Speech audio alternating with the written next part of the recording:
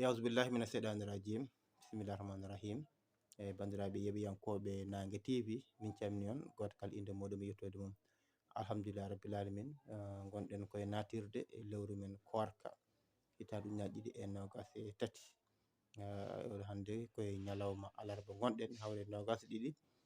lewru men mars hitaɗe ujunaje e nogas e tati. Wadde noon moƴƴi koye natirde korka gonɗen eɗen kuccida ceerno men ceerno Hammad Diallo wawa samminde bandiraɓe, wawa kadi artanden e ɓuura korka ko yiiɗa hen, ko aña hen e ko rentina hen wona nafoore julɓe. Taw joni janggo e jaam bandiraɓe kala e saaha en mbawa ɗum yebde, mbawa ɗum andude ko foti rentede hen, ko yamira hen e ko aña hen e nder lewru korka. Ceerno Hammad bisimilla. Bandiraɓe hettiyankoɓe Nangue TV, assalamu aleykum wa rahmatullahi wa barakatuhu. Min calmini on, min juurima on kadi ñaaguima on duwaw ɗum donima on. Eyyi no wirini tan ko siftodirde tan ɗo wonno Allah tabaraka wa taala wi caggal a'udhu billahi minash shaitanir rajim wa dhakkir fa inna dhikra tanfa'ul mu'minin. Siftin an nelaɗo sallallahu alaihi wasallam leñol ngol foof dendagal mbo Allah newnani bindi naati ɗon wonno enen foof ken walloɓe nelaɗo sallallahu alaihi wasallam e diine makko e kanko yamiri en o wi ballighu anni walaw aya. Jettine ga am hayso ko aya goto, kala mo jannguɗo Qur'an hayso aya goto yo yettin ɗum leñol ngol, jannguɗo hadith hayso hadith goto yo yettin leñol ngol. Deke ɗum non waɗi enen foof ɗum ɗo nawrima o siftin saabi ciftingol ne nafta julɓe. Ganden farilla o tiiɗiɗo men o ko farilla kimmuɗo no fewi, ko farilla mo ganduɗa wiyete ko Ramadan, farilla lewru korka. Kanko watti saldu naya ɓuuri calɗi l'islam ko 5, saldu aduna ɗum ko seedade godal Allah e nelaɗo Allah ko maccuɗo makko nelaɗo makko ɗum saldu aduna e julɗe ɗe 5 asakal won 3 lewru korka won 4. Nelaɗo Allah noon wi sallallahu alaihi wasallam, Allah wi dendagal dewe Allah ɓe foof sa golli ko malaikaji tan waddatma kañum bindantuma baraji ma ha heddi korka. Korka kanko yoɓirta jungo makko machallah, saabi gueɗe ɗe foof wonko wawi nattude majje. Aɗa wawi juulirde ha wiya est ce que Amma Samba ɗo suusi julde machallah wawi julde taw wonko jilli hen goɗɗum wona. Eyyi kadi ko asakal ne aɗa askirde ha mbiyeɗa seydi kaari ko ni ala kadi yidde tinede yidde inde lewru korka noon nafigagal ala hen. Kala nde neɗɗo jooɗi yarani gila fajiri ha nangue muti toon tappalagal ala hen. Ɗum ko hunde lamde ceer, saabi sino tappalagal a naata nder suudu ñama jara mum taw ɗuma jalta won tawde haysa teeli a yarani a ñamani ɗum firti ngal ɗo gollal ko Allah tan jeeyi ngal jillata goɗɗum wawi julde goɗɗum wawi jullude e kañum ko Allah tan ɓollo. E kangal gollal ngal noon angal namdi so tawi lewru ndu yiyama nogas jeenayi hande lewru soynte so ndu yiyama la sariya ne yamirma ya fiɓ anniya gila e nder jammago. Sa dañi fiɓa gila ko adina julta gueƴe walla sa faye julde gueƴe kam ganniyoɗa aɗana totta farilla lewru korka. Eyyi walla sagana julɗa gueƴe ha ganduɗa so welima e nder jammago he tan kono kam andi nafila ne waɗe. Sa dañi kam hadema wadde nafila o kam ya taw a fiɓi anniyima tottude farilla lewru korka walla mi anniyima horde farilla lewru korka, on anniya ko ma wara. Sa anniyaki ha fajiri sekima on ñalawma boni. On anniya noon sa fiɓimo kanko tan goto amba gayna lewru ndu ala tawi kay ala ko fali ha taƴƴa korka ma. Tawi ko debbo wonno joni o anniyima o fuɗɗima korka ha woni balɗe fi lewru ari e makko o dartinat fi lewru o yadani korka o ñama o yara ha fi lewru darto, so dartima o lootima kadi janggo ɓamta o watta anniya kesso. Walla ɓesgu tawima hen o ɓesni ƴiyam nelta makko o dartini korka makko o juulata o horata ƴiyam ɗam laaɓi omo yiiɗi felliti jokkude o fiɓat anniya hande jamma. Walla ɗanngal heeɓimo so debbo so gorko ɗanngal ngal ganduɗa ne dagui o usta julde makko ne dagui o wasa horde ngal heeɓimo o ɗanni ngal o woppi korka o ñama o yara ha o arti o felliti ɓamtude o jokka korka makko labudda watta anniya goɗɗo. Amma wona ɗum anniya goto tan gayni golle. So tawi a fiɓi anniya on a fuɗɗima horde ha e nder ñalawma a anniyima mi firti farilla min anniyino mbiɗa hoora mi firti anniyam ñalawma bonat haysa ñamani a yarani o boni. Lutti kadi a yoɓat ñalawma o so korka maayi mbaɗa kadi kafara no gotel gueɗe tati imma ñamminde 60 miskinu, kala miskinu foof ko muddu woni annama libarte ni guura jaali ka ɗo gonɗa ɗo pour ko joggaɗon doole ko fo dokka ɗum ɗum. Walla koora lebbi ɗiɗi deggodirɗi tawa taƴan ha ñalawma goto walla ndimɗina jiyaɗo ɗum ɗo wiyete kafara. Hen gotel ko tahyir ko sumgo hen gotel ƴettata ko pakke ɗiɗi e ɗum ɗo ko nisifori labudde anniya o tawne hen. To banggue kadi nafilaji ɗi ne yiiɗa nelaɗo Allah wi sallallahu alaihi wasallam man qama ramadana imanan wa ihtisaban ghufira lahu ma taqaddama min dhanbi. Kala mbo dari e nafilaji korka tarawih batteɗo o tawi mo gonɗini Allah amba golliri saabu Allah o waɗiri ɗum ha lewru ndu maayi ma Allah yaafo dendagal bakru ɗi ardino foof ha yetto ɗo joni foof momtata ha laaɓa cer wona so korka ma yi o fuɗɗirta kadi kono kam ko jogino bakara ko gomtama ha neɗɗo gandi ɗum ko hunde moƴƴere ene yiiɗa neɗɗo o yo yawno taƴa so nangue muti tan taƴa nde wonno so taƴama tan ɓoyata farilla julde ara farilla fujur ara nde wonno heege wonno mawnirta e maɗa farilla o sarnaki tottanama haqqe makko deke labbude so nangue muti ñaam seeɗa jara on saaha mbawa tottude farilla o ɗum ɓuuri yiɗede e wiide ma mi juula futuro ndem ɗum ɗon ko hunde añade ko noon e kejjade ndi so tawi dañama a huɗani ɗaɓendero accude kadi ha seɓɓita ha heddo seeɗa e wedde hedde 15 minutes en 10 minutes en ha 7 minutes fof moƴƴi nande on saaha jomum kam taw ko nden woppata kejjade e ɗum kadi hunde moƴƴere ne yiiɗa hen ya andu ganden korka wona wasa ñamde yarata tan saabi anduɓe cifimen mbi korka waɗi ko korka tati walla horoɓe koɓe sifa tati mbiyata ko sawmul khas do sawmul ammati e sawmul khassati e sawmul khassati l khassati korka huɓɓe woni human binneɓe ko ɓuuri hewde aduna he ko korka mabɓe koko wasa ñamde wasa yarta guite mabɓe ne daara jillodira rewɓe pijja mbadda hunde foof noppi ɗi ne keɗo musique aji koyeɗen jaaha to potani yaade reedu ne ñaama ko fota ɗum wiyan wona reedu kam sabu reedu kam ɓe ñamani jarani kono kam ɓe curaki dendagal fo ɗum ɗon ɗum wona korka nafata haybata sa hoori terɗe fof kora ɗum addani yiɗede neɗɗo o wiya yo suur ɗemgal mum saɗa haala Qur'an walla salatu ala nabi walla ko nandi walla lelɗaɗan ɗoygol ma tan ko dewal Allah ɓuuri dayra ɗum addani mawɓe men cuɓani en waɗgol tafasiru jeydo jamaji mbawin haɗade haala Allah mbawin haɗade haala nela ɗon noon neɗɗo so heeɗi tan haalnam Allah naata so haali noon ko yiɗi ko bawɗe buubaji eyyi ɗum addani ɗum kadi ko hunde moƴƴere no fewi neɗɗo yo ren ɗemgal mum habrama kala ko neɗɗo golli e moƴƴere ko wona korka gotel yoɓete ko busap sappo yoɓata korka noon sa yoɓi gotel ko ɓuuri famɗude capanɗe jeeɗiɗi yoɓete farilla goto yoɓete farilla capanɗe jeeɗiɗi sinno ko wona korka farilla goto yoɓete farilla sappo wasifa goto wasifa capanɗe jeeɗiɗi deke ɗum ko dañ ko lewru dañal goto foof kadi yo won karasire yo ñammin yo yarnu hen yajana hen julɓe ɗum kadi ko hunde moƴƴere jomum rento noon takkade sohnajo mum e nder ñalawma korka e nder ñalawma korka yo rento ɗum ɓuucodirde mum e memodirde mum foof ne aña so tawi amba andi hayso waɗi ɗum hay batte heftatako amba andi de ɗon woni ɗo wiya yo rento kadi ko jamfato so rentaki noon o fiije debbo ɓe gajodiri ɓe mbaddi hunde foof ha ruufi ndiyam mbiyata ndiyam madiyu ñalawma o boni o yoɓat ñalawma o kono korka watta kafara so tawi noon ko maniyu yalti e makko o yoɓat ñalawma waɗa kafara fo hen kafara eyyi kafara noon ardata ko gotel e gueɗe nayyi horde ha nder ñalawma tan anni yo mi firti min anniyumi mbeɗa hoora mi firti anniyum ñalawma o boni haysa ñamani a yarani korka taƴi a yoɓat ñalawma o mbaɗɗa kafara woni goho taya ñaama ha nder lewru korka boni a yoɓat ñalawma mbaɗɗa kafara taya jarɗa tawiɗa jarɗa ko noon tawiɗa ndenduɗa e joom suudu ma e nder ñalawma an teyi ha gaka jinnaka a yejjitani a forsaki kadi a dañi kafara tawi ko an forsi debbo o an waɗanoma kafara ma o yoɓanto hoore makko noon o yoɓat ñalawma o kono kafara o ko an waɗanta tawi an wawni wona ko wayi so jaɓanimo noon a ɗaɓɓirimo jaaɓi kanko waɗan hoore makko kafara ma eyyi ko yanti hen ko wadde feere ha maniyu yalta e mum o fijita jogoram makko so debbo so gorko walla udditemo daara film uji ɗi ganduɗa saɗa daaraɗe a wawa jeyde hoore ma ha ɗum heɓtimo hen ɗum ko kafara ɗo kadi hunde watteten hakkille no fewi eyyi jomum yo teddin no mbiɗen ni tajja law e lelde hejjade eyyi en ciftori hen kam ha ɗo no haajanani ɓanggue korka tarɗi haali goto ɗiɗi eyyi korka ɗimmiwa ka no neɗɗo haalata ɓayno hayta korka ɗimmiwa ka ko yimɓe ɓe ganduɗa so korka lebbi sappo e goho ɗi fof noon mbaɗi ɓe tinnaki kono so lewru korka darima tan ɓe daddoto ha tiiɗa ɓe galleji mabɓe ɓiɓɓe mabɓe rewɓe worɓe foof ɓe kirjina ɗumen koora normal totta farilla korka o mbaɗa hen nafilaji mbaɗa hen sarakeji e duwuji e foof so korka maayi ɓe dartina ɓe gona e bonnude no korka artata ɓe kefti à zéro ɓeɗe ndewi hen woɓɓe ɓe noon ko hasatul hasati ɓe goni heeriɓe e nder heeriɓe ɓen kañumen koye korka tan goni on kono koye korka tan goni so korka ari koɓe tinnare nde ɓe mbaɗannode ko nden ɓe mbatta hay caggal korka illa tan noon caggal korka ɓe ñaama nder ñalawma ɗum tan desiri ɗum enen joni so yimɓe sen koori sen koori enen ɗo e Madina Gounass waktuji men fof jama juuloy ten wasifa ɗiɗi fof ko ɗon so ko wona korka woni wonano eyyi so seeri ɗum tan ko heɗade wadde tafsir Qur'an e mbatta sona korka wona eɗen ñaama eɗen jara ɗum tan woni ko korka ka ɓeydi e men en mbaɗa tafasir en ñaama ñalawma en jarani wa amma juuloyde dental wirdoyde dental eyyi ɗum ɗon ɗum kam ko hen korka tawi eyyi ɗum ɗon alhamdulillah rabbil alamin sijjama e Madina Gounass goɗo wuro noon Allah ko korka khassatul khassati korka ganduɗa ɓuuri ka moƴƴude ɓuuri ko heerade e nder korkaji kamɓe ko ɗum ɓe korka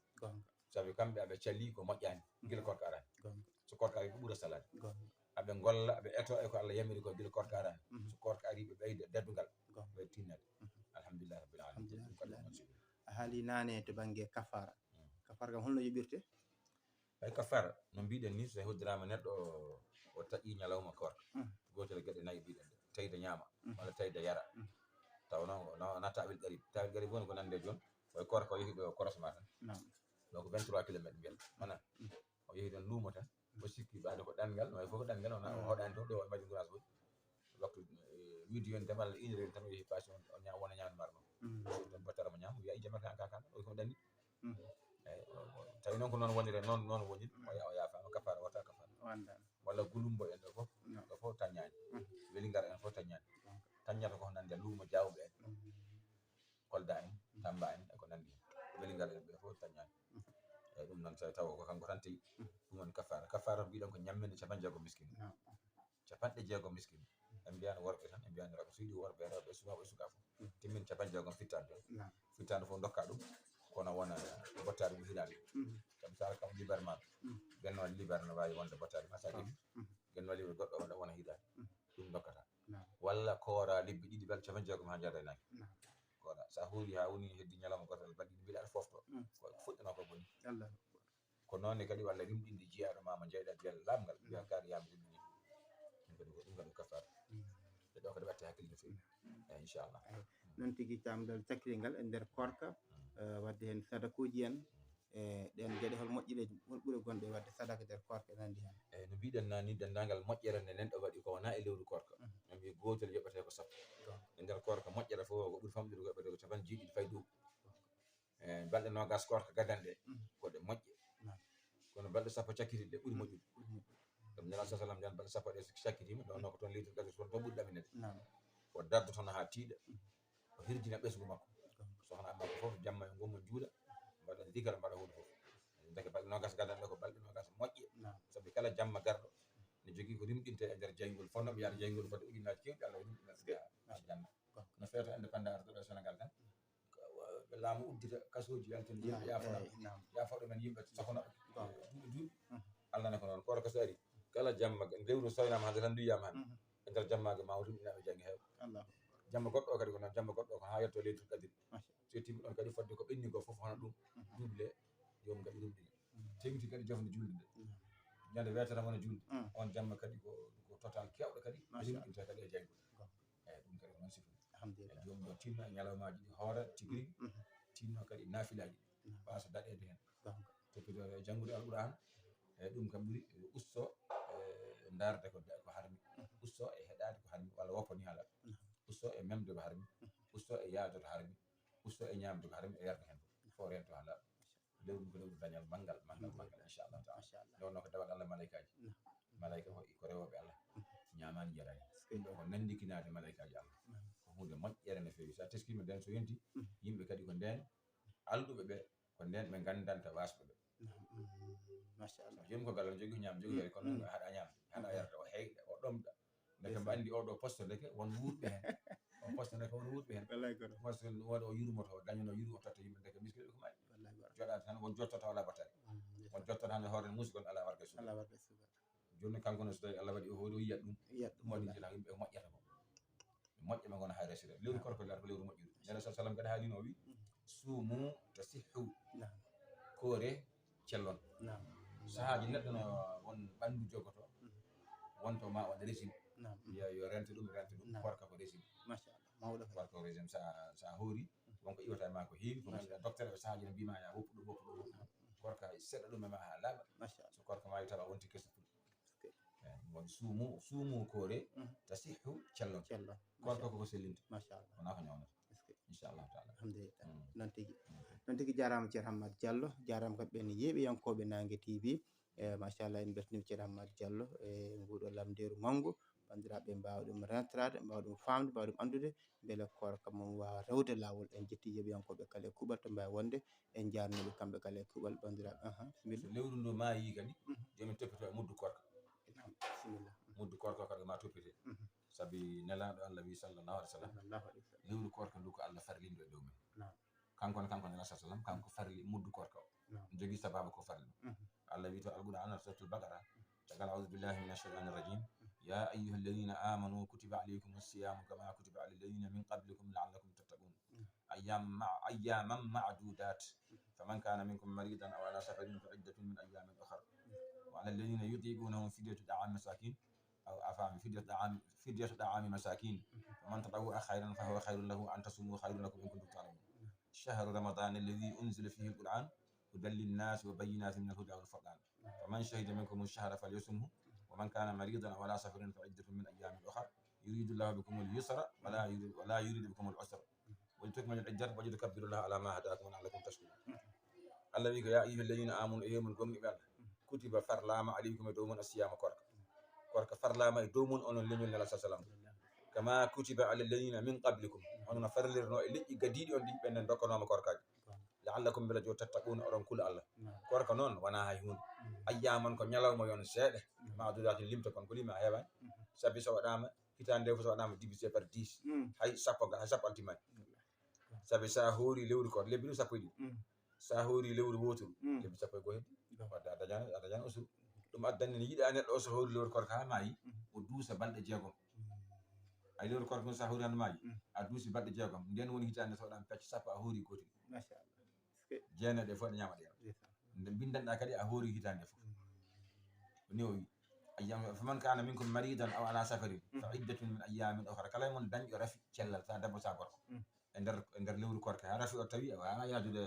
korka walla sa yaadi a tampat wala ɗanngal firima hen ɗanngal dagingal ussingal julde e firima tawɗa kadi a wawa horde Allah nawnal ma ya ñaam jara ha lewruno ma ya celloya ha garta ɗanngal walla ha jotoɗat faaɗa juɓoya ñalawmaji nono wi faman kana minkum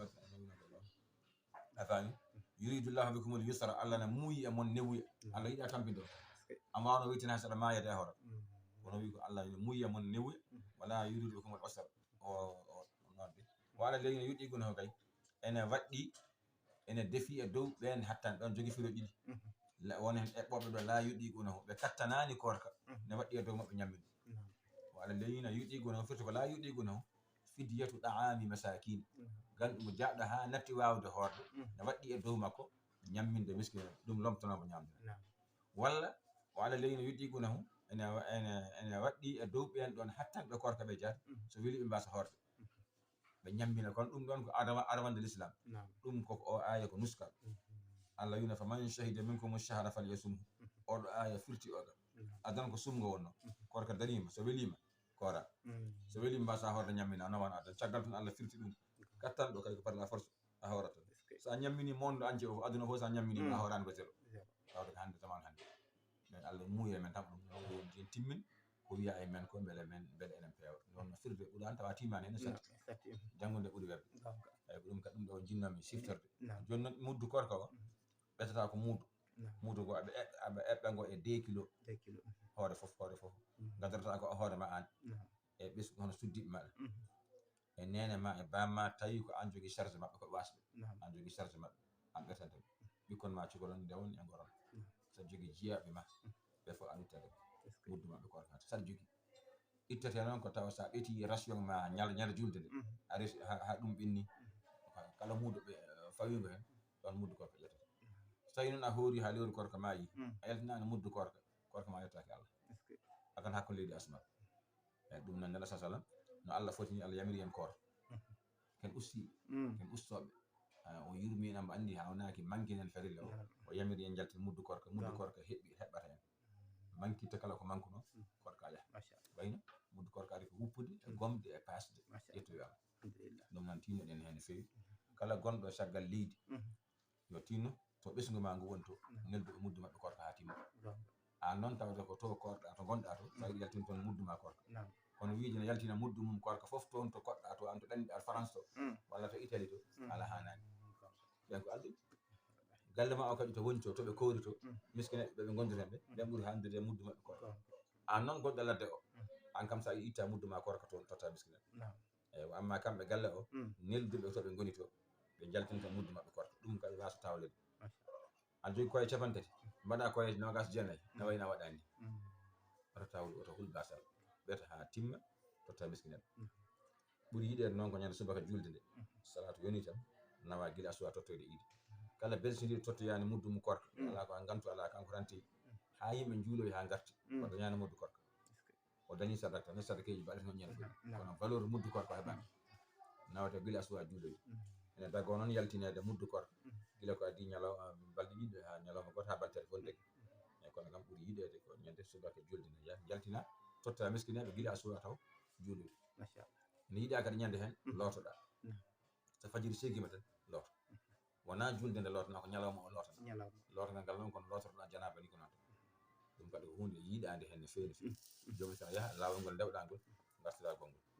eyyi ɗum kadi ko hunde yiiɗade saɗa yaaha e lawol he aɗa yooɓo allahu akbar allahu akbar allahu akbar kabira walhamdulillahi kasira wa subhanallahi bukratan wa asila so jalama mbaɗon groupe moon tawi kono worɓe onon kalda onon kaala ha jettoy ɗon so jettima tan dingiral to tawi ko dingiral boowal iidi to nafilatake a sakkata darde a fawata darde noddinantake wurnantake a jooɗo tan continue kabbirade ɗi walla deƴƴa haalama gara juule ɗum ɗo woni mataw ko ciftorɗen inchallah no tigui jarama ceerno Hammadou Diallo bandiraɓe nani yeeɓiyankoɓe paami kono kadi beltima no fewi no fewi jarama no fewi bandiraɓe yeeɓiyankoɓe Nangue TV mbaɗen j'aime mbaɗen abonné mbaɗen partagé bandiraɓe sehlaɓe Allah jarama on jarama ko ñalawma alarba 20 mars hitande 2020 ɗo e Madina Gounass